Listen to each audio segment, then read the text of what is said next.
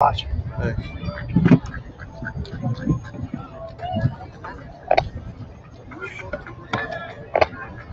I'm with what do you need, James? Here on the Indy 11 social media post-game show brought to you by Honda's Central Indiana Honda dealers.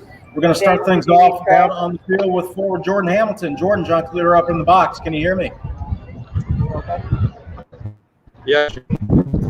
Thanks for joining us. An active 30-minute plus stint for you tonight, coming off the bench in the second half and really being able to make things happen and energize the attack.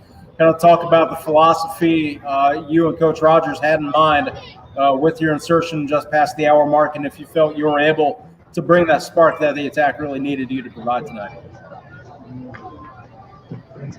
Yeah, there wasn't really much communication between me and Coach Rogers. He pretty much just told me, go do what you do. So he knows what I'm capable of, and I know what I'm capable of. And it's just a matter of going out and showing that. So we got really unfortunate with the 90th minute conceding the goal, but I mean, we're gonna get it right. The guys, we train hard every day, and it's gonna come. We just need to push through this next 3 quarters of the season and come out on top and get into playoffs and go for a championship.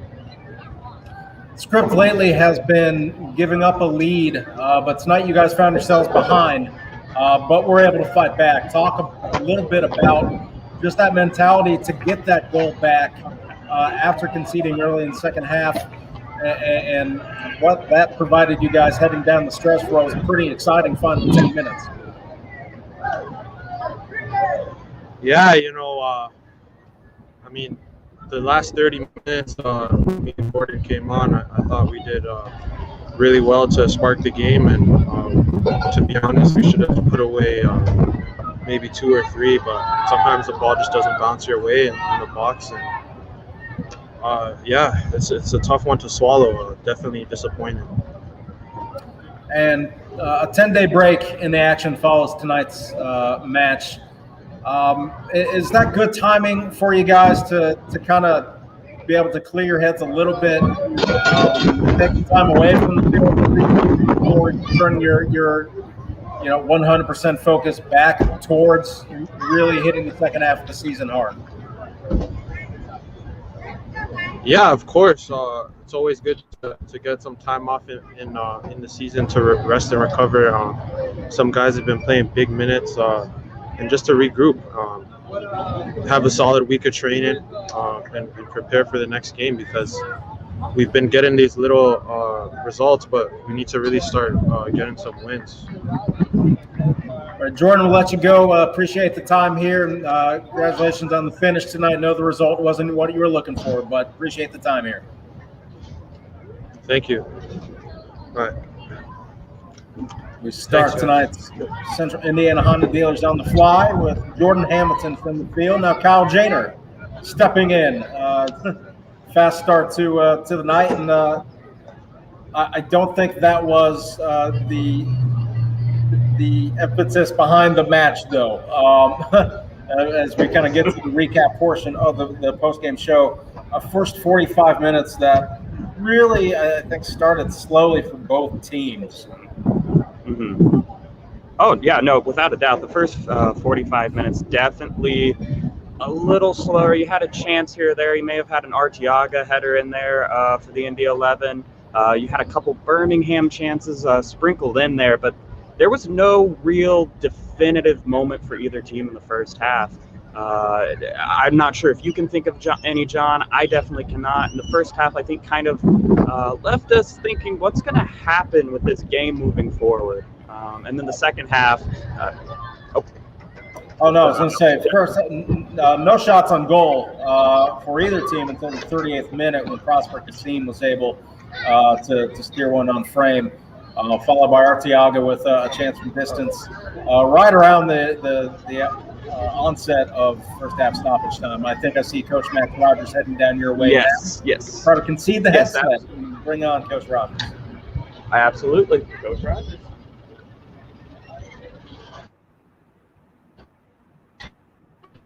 Coach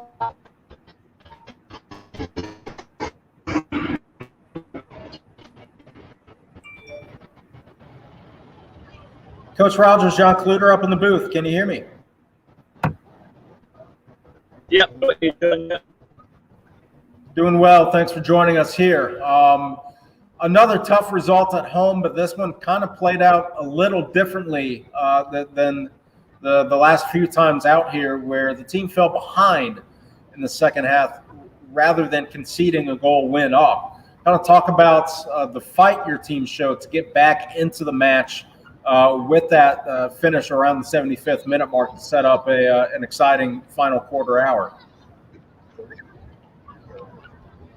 Yeah, the place showed great spirit, and credit to them for that. They stepped up to the plate in that moment and responded really well. And obviously, the sort of change to the shape to just be a little bit more direct and get the ball in Birmingham's box helped with that momentum. And the fans as well. The fans were brilliant in that second period, and were almost trying to suck the ball into the goal themselves. So, full credit to them. And obviously, it's really disappointing to end the game in that manner. But we have to keep fighting. We have to be on the bus together, stick together, and show that resilience. To make sure it turns in the next game. Talk a little about that change that came around the 60th minute with the insertion of Gordon Wild as well as Jordan Hamilton. Two players certainly left their mark on the match over the final half hour. Talk about what they were able to provide along with that change in shape that really put the pedal to the metal as far as the team's attack went tonight.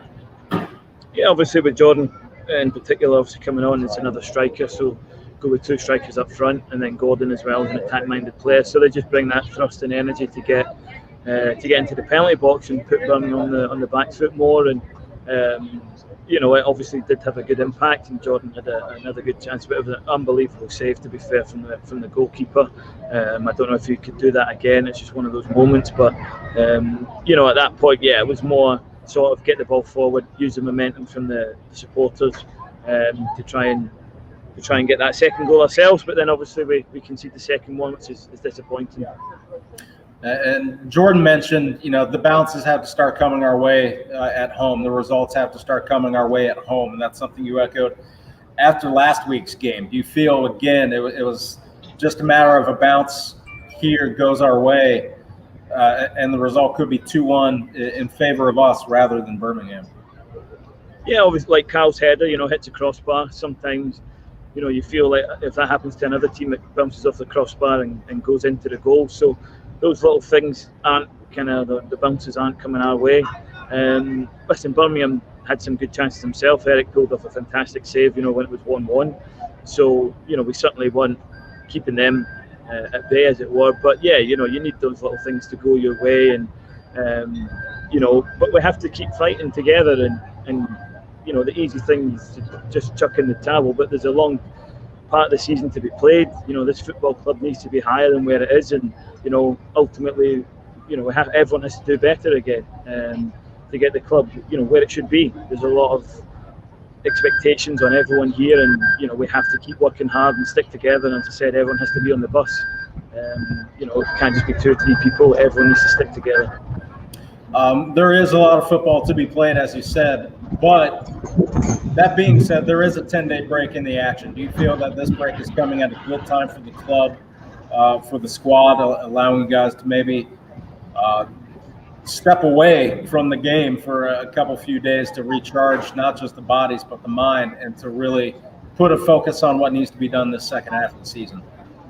Yeah, absolutely. It's a good mental break for everyone to go away, recharge, have a think about, and review a little bit the season so far, but then to recharge the batteries to be ready to, for Tulsa and Atlanta, and put the foot down and really go to get performances that can win games. So I think it's come at a good time. It's always good to have a little break sort of mid-season.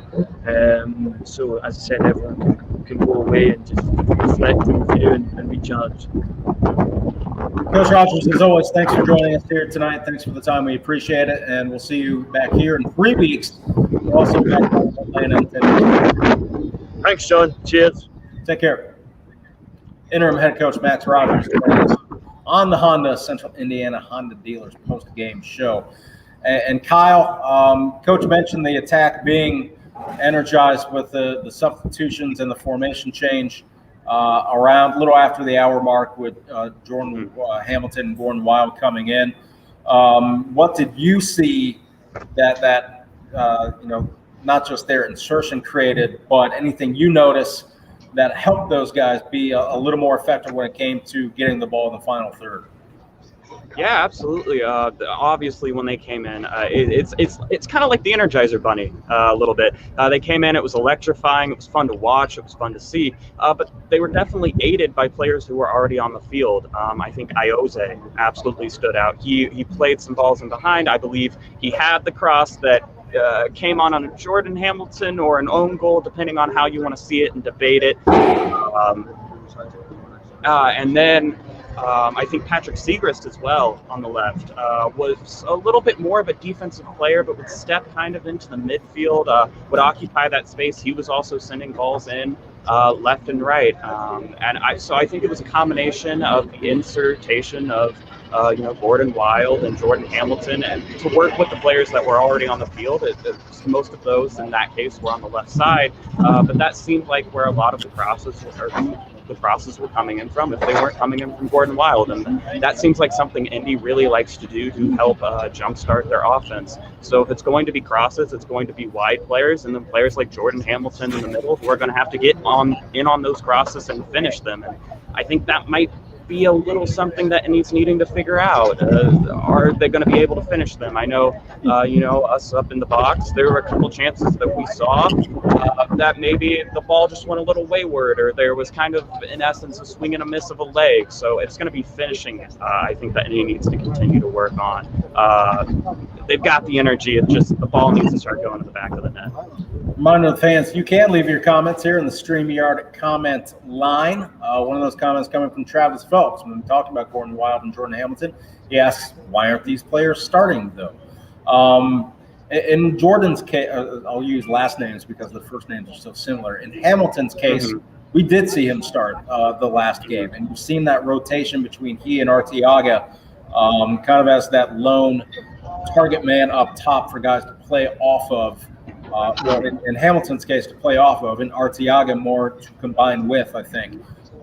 So, Travis, I think it's a little bit of, or perhaps a lot of, which guy's more informed in training throughout the week, which guys seem to have better combinations or connections with the other guys up top. Tonight, it seemed more Io and Nick Moon on that high outside line, along with actually, it was Nicky Law on the left, Moon on the right, with Io and Segrist in support up a little higher up the field. Buckmaster, we didn't see, I think, as much in the attack tonight, kind of providing that support out wide towards the sideline with overlapping runs. But in Wild's case, we have seen him out of the starting lineup the last 2 or 3 times out, I believe.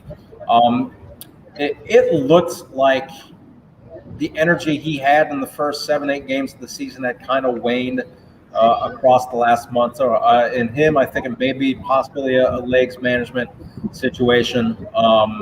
We have seen him provide that spark in his 2 recent substitute appearances. So it's after this 10-day break, I think this break affords an opportunity to really cement a true first 11. I'd say more heading out of the coming into the next home game, solely because there will be 2 matches in close proximity once you get past that break in Atlanta on August 4th, I believe, and then in Tulsa August 8th. So you will need some roster rotation, I think, between those 2 matches, although it's a Sunday game in Tulsa that gives you 1 extra day of rest than you typically had if you went Wednesday or Saturday. So we'll see if Max Rogers decides to really put a stamp on an 11 to go with and try to build chemistry between coming out of this break. It will be it's a good problem to have, quality players coming off the bench. And I think perhaps the departure of Cammie Smith frees up some of those minutes for a little more continuity. it's a shame we were coming up here in the press box before the match that it seemed like Cammy was really starting to figure out how to play with this squad. So it's disappointing to see him return back to the UK, but that does allow more minutes up top in that kind of final third play-makey. I don't want to call it a true number 10 role. I don't think that applies to the way we line up, but more of that outside presence to combine with and dart inside and get some shots off. Soccerwood Brian says this team clearly needs to bring Ted Lasso over from England. Cheeky, man, very cheeky. Someone's been inspired by the drop of season 2 last night, and that's okay. There may be some Ted Lasso swag coming into the office. We'll keep that on the down low. But I think what he's cheekily trying to refer to is the need for some team chemistry, as we were just kind of talking about. A reminder, and I seem to do this after every match, but it's still a team that is now, with 85% roster turnover over the offseason, just a few months into playing together. And now in the second system, we're about evenly split between coaches that were played, or games that were played under Martin Rennie and games that are played under Max Rogers. So I think you are seeing this team still at times needs to figure out how to play together, what they want to do together. I think the first half was really indicative of that, and I want to give full credit to Birmingham because they are, they come into the match with the top scoring defense, but to have no shots in about 44 minutes of action to start the game, it seems indicative of a team that still is trying to find a way to get on the same page, especially in the offensive. Yeah, no question. And I mean, if we want to bring up Ted Lasso, I think between the first and the second half, the mantra "be a goldfish" and have the short memory definitely applied there, because like you said, no shots on target for Indy in the first half. They come out, they make a couple substitutions. It looks like a whole new team. It looks like an entirely new ball game. And just to circle back to Gordon Wild, I wouldn't be surprised maybe if his legs are a little tired. When you watch him play, he plays with such a panache and so much energy. You see him dancing on the ball. You see him taking on defenders. My favorite thing is there's a couple times where I look up and he's just looking at a defender in the eyes, and he wants to find a way around it. And he's just such a creative player for Indy, and he does so much. He does it so quickly. It's important to remember that we do have to rotate the squad. But like you said, with the break coming up, and hopefully we're going to signify a true starting 11, I think something that's worthy of conversation. We'll see if it's a possibility, as we saw Arteaga and Hamilton on the field for the same time, something we haven't gotten a ton this season, but something that I think people could argue made us look a lot more dangerous in the attack. The Birmingham defense knew that Arteaga was a problem. They knew that they had to mark him. They did that, but it left maybe some opportunities open for Jordan Hamilton and Gordon Wild and Iose once the two of those guys came on the pitch, and Iose, playing the entire game. So it's going to be kind of interesting to see maybe the formation who comes out August 4th against Tulsa. I don't think it's defined at all. You mentioned, it was good to see Iose out for the full 90 minutes after not seeing time limited over the last month. Great to see the captain back out and contributing. Would have been credited with an assist on we'll call it the finish by Hamilton, because technically it was changed to an own goal by Fanuel Kavita in the 77th minute. One thing to note about Hamilton, comes in, only plays a half hour, but leads the team in shots with 4, leads the team in shots on target with 2 of the 3 on the evening. So Gordon, as he said, came in, was told to do what he does, and he did that. He was not shy to pull the trigger. Really unlucky not to have 2 goals to his credit. Spanger did make an incredible save a handful of minutes after the 77th minute equalizer to keep things even at 1-1. But again, that just a glimpse of what Hamilton and Arteaga can do. In the first half, I thought it was Nick Moon really driving the action for Indy. The few chances we looked dangerous in that half, largely due to Moon being able to create with space and on the dribble. Talk a little bit about what you saw out of Nick, especially in that first 45 minutes. Yeah, Nick Moon was doing Nick Moon type of things. He was making runs into the box. That's something that I think Nick Moon has improved on the most from year 1 to year 2. You see him really infiltrating into the box with the ball versus maybe trying to get on the end of the crosses. He's a lot more confident in the dribble, and you saw that very much so in the first half. Once again, he was trying to dribble around Birmingham defenders, but was also looking for the correct pass or to take a shot. Obviously, we didn't have any shots on target in the first half, but he was looking for the correct pass as well. So when you have a player like that, who's also incredibly versatile, is able to play on, the wing for you, can take a central role as a forward or in the central midfield role, someone with that much versatility, they're going to be able to contribute a lot to you. So it's going to be difficult for a defense to mark him as well. Is he going to attack? Is he going to play the ball off? And that was all things Nick Moon was bringing to the first half. He was definitely the creative spark for Indy. Obviously, maybe a little unfortunate to not find the extra pass there or to provide a goal. But when it comes to an offensive kind of spark in the first half, it was definitely Nick Moon.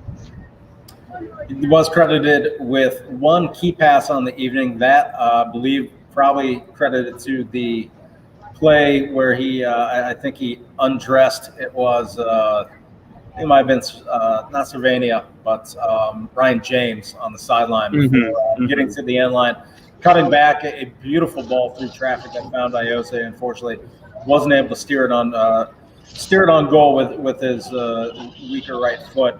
That being said, Iose ends up with 5 key passes on the evening. A lot of those late with crosses inside the area. One on the goal, another on, I believe it was Ouimet's off the short corner, ball into the box. I found Ouimet that his header clanged off the crossbar. And again, momentum is a fickle mistress. If that ball goes in, you're likely looking at, with the way the momentum was going, with the 2-1 lead, and able to try to end that streak of giving up a late goal to have draws here at home. Unfortunately, it goes completely the other way with a Dean goal in the dying moments to give Birmingham the 2-1 lead. I'll say I was surprised by Jonathan Dean tonight. I thought he played really well from his role on the right wing, was able to consistently get the ball into dangerous areas for Legion FC. He had the assist on Prosper Kassim's opener that made it 1-0 about 8 minutes into the second half. He had a similar play in the first half that almost led to an opener. And then he's able to finish off the chance in the dying moment. So full credit to one of Birmingham's more unsung players who really showed up and was a consistent threat throughout the evening. Give a shout out to Indy UK, Indy 11 UK across the pond. Thank you for staying up late with us. Per our conversation with Nick Moon, says Nick Moon for most improved player. He looks better and better each week. And I think we're both inclined to agree. And I think, again, to Kyle's point, it's that confidence and willingness to take guys 1v1. Something I think with his speed, as the speed's always been there. I think the strength is something. The strength of what, once you poke past a guy, it's not all about speed. You got to keep the other guy off the ball and shield them as well. And I think that is something. He came in 10, 15 pounds heavier this year, and it wasn't all bags of chips. It was muscle that he put on his frame over the off season, and I think that's really showing. Giving him that extra level. And to your point, Kyle, I think a lot of those opportunities were going Tyler Pasher's way last year. And so maybe Nick didn't have all the chances to shine because that your 1v1 guy to beat people with pace was bagged 13 goals, I think was Tyler's final tally last year. So, not a lot of leftovers for Moon to have last year. This year, I think you're seeing him more comfortable having the keys to the attack. But also, I think the coaches as well have encouraged him to be that guy a little more this year. Oh, without a doubt, no question. Nick Moon is definitely one of the core players for Indy 11 this season. What Indy 11 UK said, most improved player. We're just seeing him blossom into a really fantastic professional. So it's just going to be really excited to see how he continues throughout the season. 2 goals, 2 assists already this season. We'd obviously like to see him add a little more to help Indy out, but just that total already, that matches his goals from last season. And like you said, to your point, he was behind a guy named Tyler Pasher who scored a lot of goals for Indy throughout his career and was really the guy who, like you mentioned, was going to dribble past people. So to see Nick Moon kind of with a couple more chances is really fantastic. But before we possibly start to wrap up here, there's a couple things I wanted to bring up. And one of them was something that Greg Rakestraw said on the broadcast. It looks like at any point this Indy 11 team is going to explode for some kind of offensive display. We're talking about Nick Moon here. Obviously, he's going to be a huge part of that. Manuel Arteaga, Jordan Hamilton, Iose, players like that are also going to be a part of that. And I think you really are going to see this in the Indy 11's attitude. They know that this is going to be the time that they're going to have to step up and make just some offensive strides. Max Rogers said it in the press conference. It would be easy to throw in the towel. But it's not something that Indy's going to be able to do. They've got more than half of the season left. I think probably some of us forget that this is a long season, and there's going to be more goals to come. It's just going to be a matter of where they come from. And Nick Moon, as we talked about at the beginning, could be a fantastic person to see those from. A couple more points before we wrap up here and close the book on this. Look ahead to the next few matches. Still not an Indy 11 team at full strength. Say nothing of the quality of both Eric Dick and Bobby Edwards. Edwards nursing a little knock this week, so we see Eric Dick rotated back into the squad, into the 11 tonight for his second start in the 11 uniform on loan from Columbus Crew SC. But you're appointed number 1 heading into the season. Jordan Forrest still coming back from a wrist injury, out of his cast recently. Good to see. Don't know if his return will line up with that return in action in 10 days' time in Atlanta. But you're missing him consistently. You've missed Neville Hackshaw for the last, I believe, 4 matches now, while on duty with Trinidad and Tobago back in town, but coming back with an illness suffered that took him out of last Sunday's group stage closer for the Soca Warriors against Guatemala in Gold Cup action. So, you're getting you have those 2 guys on the back line. Those are game changers, especially when you talk about Hackshaw, 2-time defending USL first and second team respectively performer across the last 2 seasons. And with that may shift some things either formation-wise, definitely lineup-wise, where you see some guys moved into different areas where or positions where maybe, again, some roles are more defined with a true 11 that rotates some positions more sparingly moving forward, and a more consistent lineup is able to take hold. Okay, so I mentioned we'll set up the next matches. Starting, we'll take 10 days off. We'll take a breather after the 14th game of the campaign here. Take a deep breath, really gear up for the next 18 games to close out the regular season play. That starts Wednesday, August 4th with I believe I'm mixing it up here. I believe it's Atlanta. I think it's a 7:30 kickoff at Atlanta. I'll pull it. August 4th is Tulsa. It's actually FC Tulsa. That's a match you can catch on my Indy TV 23. Thank you for saving me, Kyle. That's 8 p.m. kickoff before heading down to the Dirty South for a Sunday, August 8th meeting with the Junior 5 Stripes, Atlanta United 2. That will be a 7:30 p.m. kickoff. You can catch that one on ESPN Plus via your ESPN app or wherever you get your streaming video. If you have ESPN Plus, also pertains to the August 4th match. Next stop at home here at the mic, Saturday, August 14th, coming against OKC Energy FC. Believe we'll have our old friend Kyle Highland in the house for that one. Coming out to see our old friend from IUPUI at the match. I believe we'll be doing the Cheers 2 that night.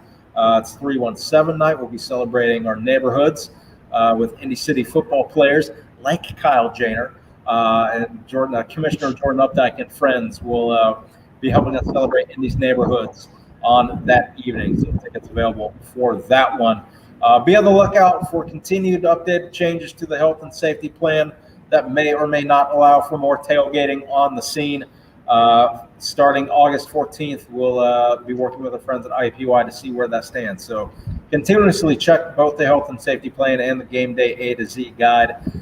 Just every page in the game day section of Indy11.com in general, as well as the promotions page, so you can see what fun will be had around the mic here in 3 weeks' time. Kyle, any closing thoughts as we wrap things up here? We've got a break coming up, and I think it's going to be really important for Indy 11 and Max Rogers to just take some time and really find out what this team wants to be, where they want to go. I know Jordan Hamilton said that, they need to get them in shape for playoffs. I absolutely agree. We're on the outside looking into that right now. But with the quality we have, there's no reason this team cannot, make a little rebound, make a little comeback, get on a little win streak, and they'll find themselves right back in a position to reach the playoffs and maybe surprise some people down the line. Just want to reiterate once again what Max Rogers said. It'd be easy to throw in the towel, but that's just not something they're going to do. So look for on August 4th, Indy to maybe come out a little bit of mad, a little bit of an underdog, and ready to show that they're the real deal. And just a reminder, not all hope is lost. A Memphis 1-0 win over actually at halftime now over Tulsa. A result like that keeps things, 5 teams within 3 points in the middle of the Central Division standings. That also includes 2 of those spots above the playoff line. Indy 11 currently tied for 5th with Memphis should that result. And Tulsa hold. OKC Energy also in action tonight. They are scoreless at the half against Sporting KC. OKC just kind of set the central table a little bit. Louisville and Birmingham looking to break away a little bit on 27 and 25 points respectively. Then you get the cluster in the middle with Tulsa currently, as the live standings go, on 19 points in third. OKC Energy FC on 18 points. They hold the 4th spot. Memphis and Indy tied at 16 points for that 5th spot. And then, frankly, Atlanta and Sporting KC, too, have everything to play for as well on 14 points. So it's – and we're not even halfway through the season. So nope. I hate to talk about playoff standings and all that too much at this point of the season, but everything to play for with probably the most, I would have to say, top to bottom, the most competitive division in the USL Championship in 2021. So we'll continue to see how that unfolds in front of us for the next 10 days. We'll see you at the Indy 11 live Twitter feed in 10 days on August 4th in Tulsa, and then back here at the mic in 3 weeks' time against OKC Energy FC. Thanks for joining us on the Honda Central Indiana Honda Dealers post-game show. We'll see you in 3 weeks.